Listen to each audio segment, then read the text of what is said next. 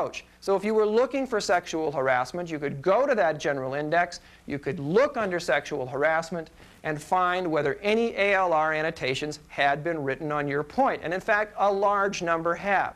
You could see if any spoke to the particular nuance of the issue that interested you, and then you could go look at the annotation itself. And if you find an ALR annotation on point, someone will have done an enormous amount of work for you. This takes us back almost to step 2, because it would help give you the lay of the land in that it would discuss important cases, but it's also down there in step 4 because it would be focusing you in on your research. You also can update ALR. The index volumes have a history table, which will tell you if your annotation is still valid, and that's kept up to date by a pocket part as well. So it's updating on top of updating. I like ALR because it's easy to use. There are a variety of digests and ways to get into it. My advice is forget all of those. Those are just confusing. Use the general index at the end. It takes you 30 seconds. You look it up. You don't find it. What have you lost? Half a minute of your life. If you find what you need, what might you save? 3 hours of torture and agony in the stacks. So think of ALR as a useful tool. Now, where do we end up? Well, we end up at the end of a very long journey. I remember some of those family vacations with my folks, and they were long journeys. How many times can you sing 900 bottles of beer on the wall? But we've gotten you to the end of a research journey. We gave you a roadmap. The first, what is your question? Our first step, what is it you need to know? When you've identified that, you get into the library and you start researching. Once you're researching, what do you need? The lay of the land. Be sure you've got the map pointed the right direction. We talked about secondary sources that can help you do that, and they may be secondary sources where the marble drops out for you. Maybe the how to use these tools books is enough. Maybe the horn book, the nutshell, the how-to will do it for you. Perhaps that will solve your need. But if not, you will now understand the context in which you're operating, and you can move to step 3 on your research roadmap. That is focusing your search and planning the route, using some of the specific indexing and organizing tools that we've talked about, deciding what you have to use, and drifting into the primary sources. Seeing, do I have to read some cases? Do I have to use some statutes? Do I need some administrative rules and regulations? And what I hope you now see is how all of these things interrelate, so that when you move down to step 4, you see how they all fit together, how they cross-reference, how you can get to them quickly. I spent a lot of time slogging you through cases, trying to help you see what cases were. We gave you a pattern for statutes. We talked about rules and regulations, so you can understand how to juggle and mix and match these sources. I think it's crucial at step 3 and 4 that you operate with confidence. Then we looked at step 5, updating. We've talked about Shepard's, the ultimate case updater. And I should point out that there are Shepard's for every statutory compilation as well. There are Shepard's for the CFR and for administrative decisions at the federal level. But usually, you are not going to need those.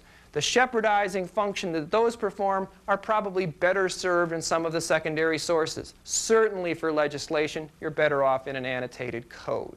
But you can update with Shepard's. We looked at pocket part updatings. We looked at other forms of updating.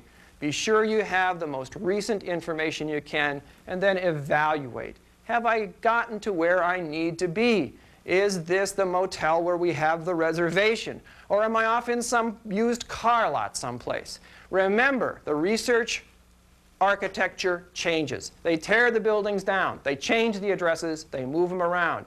Even as we're making this tape, somewhere a court is deciding a case that has something to do with your research. It's impossible to ever be sure you're totally up to date, so be sure and do the best you can with the tools presented.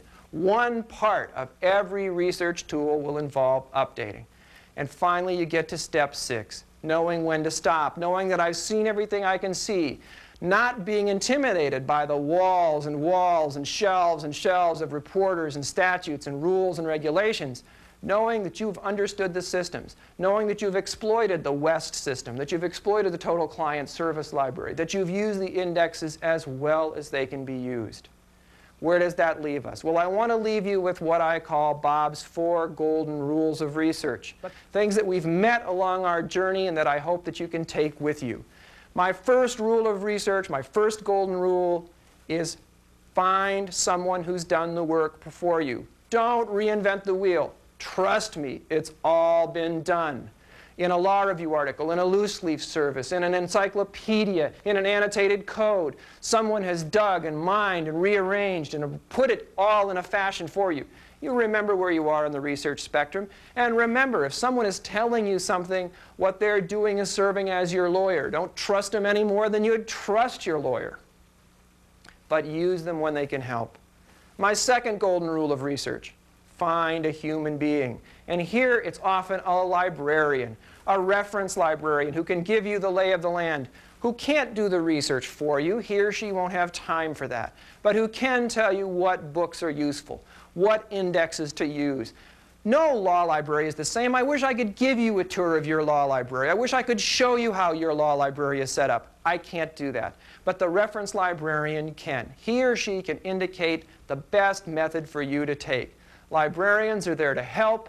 If you treat them as professionals, if you have your question well in mind, if you have a research plan, they will generally enjoy helping you to get to your destination. My third rule of research: read the directions. In almost every set of books that we've talked about, there are how to use sections. There are manuals for users. You never need to be lost in using these tools if you take the time to read the directions. Now, I know that's very difficult. We as human beings don't like to read directions. But if you can make yourself do it, it will save you an enormous amount of time.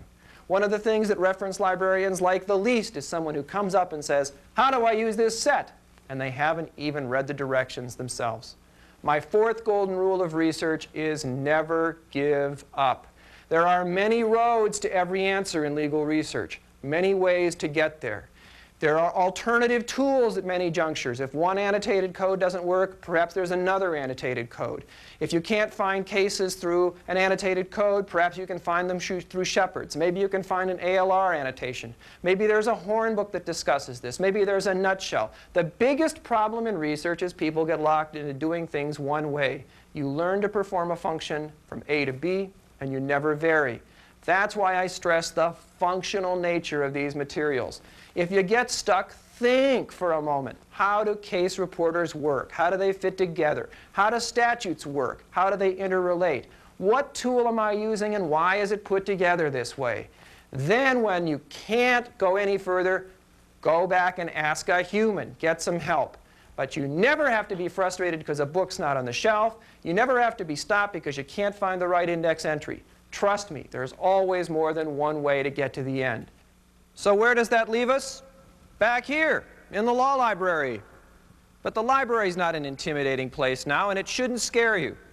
You should understand how the materials on the shelves work, how it all fits together. Legal research doesn't have to be a crazy enterprise. It's nothing more than good common sense, understanding a few patterns, and seeing how the research spectrum works. That's why we gave you a roadmap. Figure out your destination, and you can usually find it in the law library. Don't be afraid. I'll see you there.